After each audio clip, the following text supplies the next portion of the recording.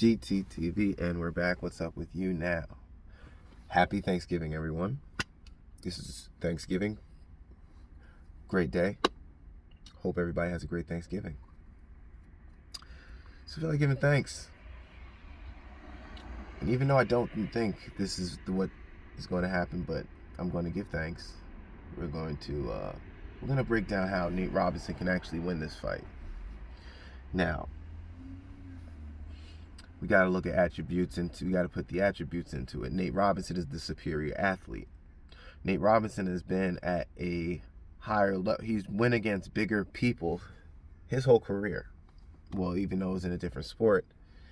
So height is nothing, shouldn't be anything that much nuance to him, as he's fighting a bigger person in Jake Paul. So that's not something that I'm not going to take too much into consideration in this fight, even though I should, because it's boxing. But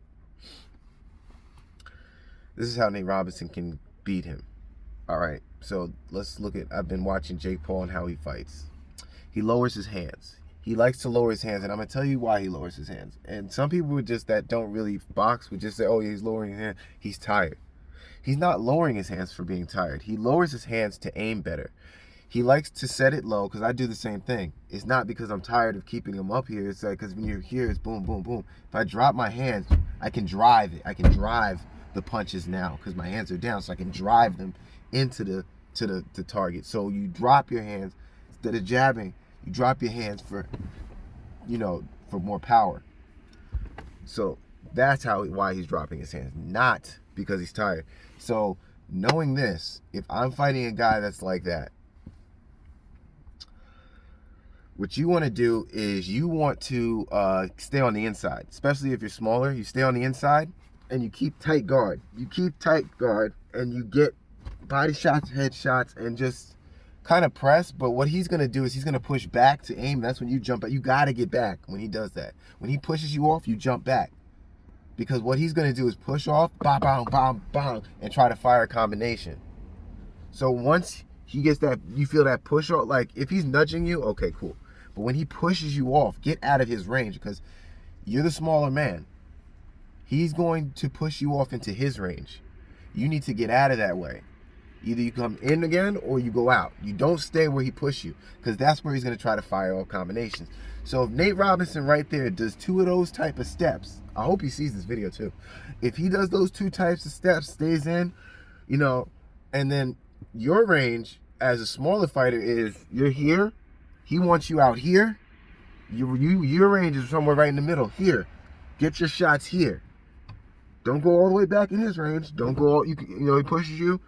You either want to be here or you want to be out of the way. You want to be way out of the way, because here is his range. So if you know how to really block, then you can be very successful on the inside. And what you want to really do is not even, you want to hurt him, but you really just want to wind him out. You know what I'm saying? Pressure and pushing him back. I mean, if he's stronger than you, he's going to try to push you back. But I mean, you're a pretty strong guy and you play football, so you have the advantage. Also, see, people aren't going to tell you this. You have the center of weight, the center of gravity is in your favor because you're lower to the ground. So you can use that as well. So stay low. Because look, if you're low and out of his range, even on, like, he's going to be swinging a lot trying to haymaker. So that's a lot of top swings. If you stay low and, you stay away from the hook, because he's going to try to hook you. That's a lot of defense, though. I'm telling you, that's a lot to even dissect while you're fighting. But just think of range. Keep range in mind. Be very range-minded all the time for the benefit of you using your strength on the inside, which you can also get better leverage. He's taller and longer, so even if he does hit you on the inside, his leverage is not, the leverage is to your advantage because of the smaller size. So you can get more leverage to your shots closer than he could because of his longer reach and arms and taller frame. So these are things that I say that if Nate Robinson uses, he could drag the round out and maybe get a lucky swing and put him down. And maybe you don't win the fight by knockout, or maybe you do, or maybe you don't. But A knockdown changes the game. One good shot can change the game. So remember this. GTTV, and I'm out.